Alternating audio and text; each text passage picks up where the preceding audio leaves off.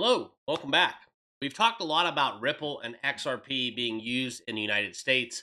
Let's spend some time looking abroad as we want to talk about the European Union and how it could have a huge impact on Ripple as we've seen this roadmap continue to develop.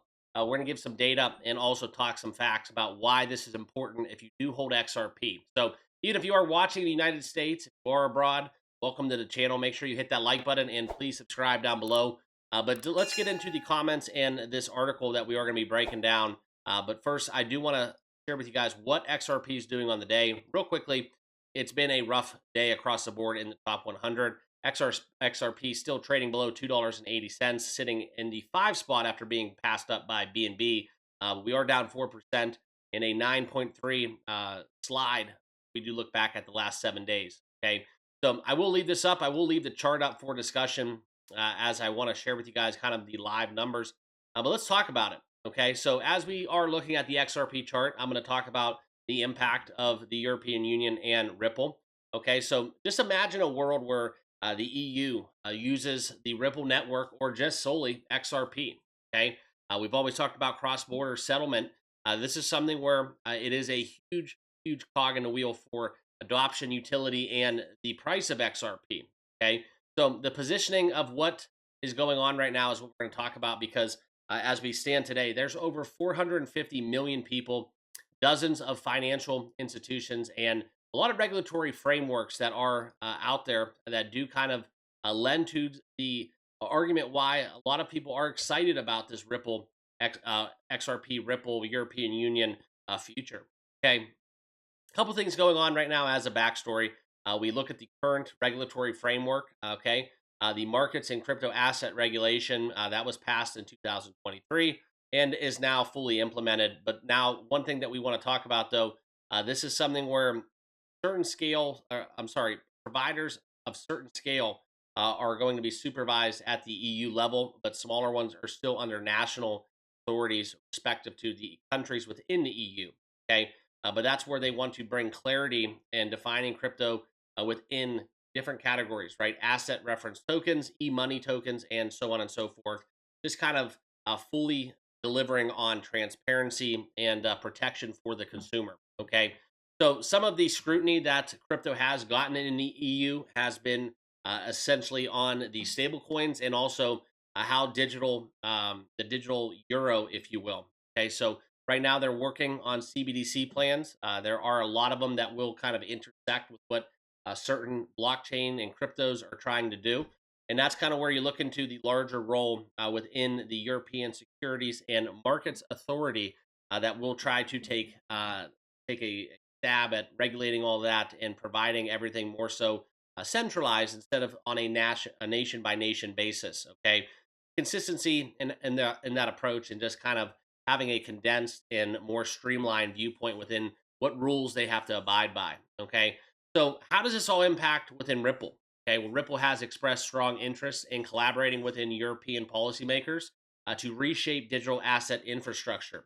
Okay, distributed ledger tech within also the projects that Europe may adopt XRP as a underlying settlement layer or use the ledger for tokenized euro or stablecoin schemes. Okay, so that's something where the EU confirmed that XRP will underpin its euro-backed stablecoin. That was a publication that has been out there and it is public knowledge.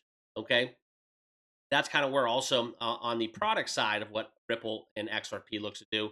They also have financial institutions in Europe and exchanges that are already listing XRP, offering that exposure through the use of an exchange traded product, similar to what we have within the world of ETFs in the United States. But these have been out for a long time compared to what we have seen in the ETF world here in the States. Okay, Wisdom Tree is one, for example, that has launched the ETP in the European markets.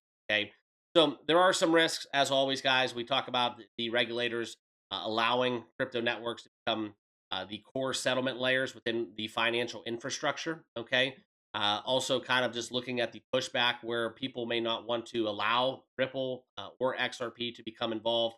There's obviously going to be the liability and legal stance that you can take as being kind of a negative and a headwind that we do look to take on. But the one thing about XRP, everybody wants to know how this impacts the price of XRP. All right.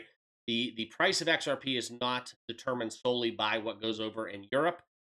United States, for example, where the majority of its infrastructure is established in, but only like 10% of the actual business and market share, if you will. 90% of that is in their business doings is abroad as it currently stands. Okay. So it's not something where what the EU does will be the sole you know, force behind the price action of XRP. It's going to be something within adoption within the Asian markets as well as Latin America, and the more macro stance where the global interest rates and global problems that we do face on a timely basis will kind of have their impact as well. Okay. But as it stands today, just kind of outside the box thinking, a lot of people, and I think it's kind of the consensus out there, the favorable 2026 ending to XRP, it's going to be anywhere from about $3 to that $4 range is where I still think XRP could potentially be trading at.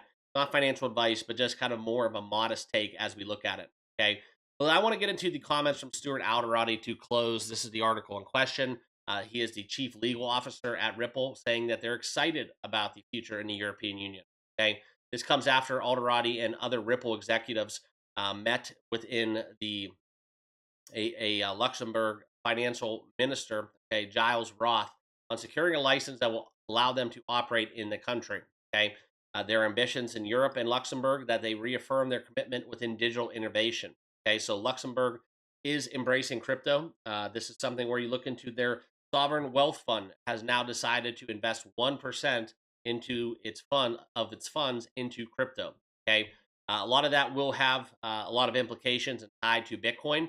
But still, Ripple's moves in the EU do not go unnoticed. I think that on a day where we are down about 5% overall, I think it's kind of noteworthy and important to kind of spend some time looking outside the box and going down into more of the zoomed in perspective of what Ripple is actually doing and how globally they look to achieve their roadmap across the board. Okay, so this is kind of where to conclude Ripple's moves in the EU. They're creating comprehensive rules for digital assets, and that Ripple wanted to register as an e-money institution via Luxembourg, making it possible for the company to operate across the entire European economic area. And as the earlier this year, is also incorporated a separate entity in the tiny EU country. Okay, Spain, the BBVA, that is one of Spain's largest banks, recently adopted company's custody solution as well. Okay, and then finally, Schumann Financial, which is also an MiCA compliant euro stablecoin, went live on the XRP ledger. Okay, so those are just pretty much all of the news and notes and my thoughts on the matter.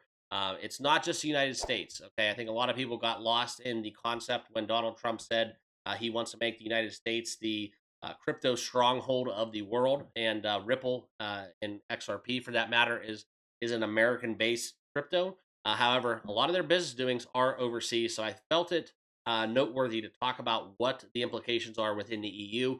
Thank you all for tuning in and spending some time watching this video with me. And if you have not hit that like button or subscribed yet to the channel, great time to do so. Thanks again, and we'll see you all in the next one. Cheers.